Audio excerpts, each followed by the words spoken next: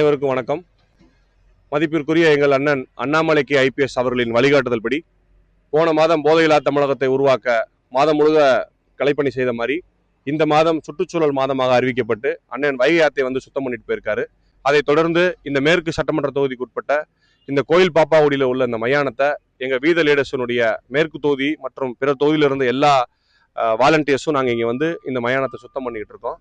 இதை தொடர்ந்து இந்த மாதம் முழுக்க ஒவ்வொரு வாரமும் ஒவ்வொரு இடத்த நாங்கள் வந்து ஒரு முடிவு பண்ணி எங்களுடைய பணிகளை செஞ்சுட்டு இருக்கோம்.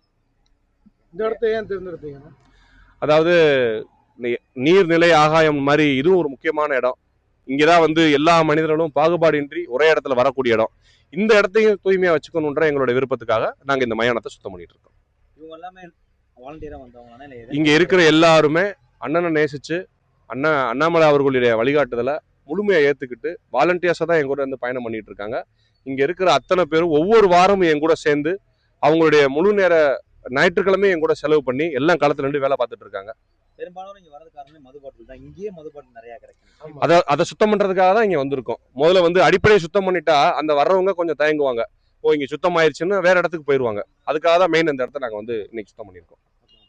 என் பேர் கண்ணன், நான் விலாங்குடி, மதுரை மேற்கு சட்டமன்ற தொகுதி.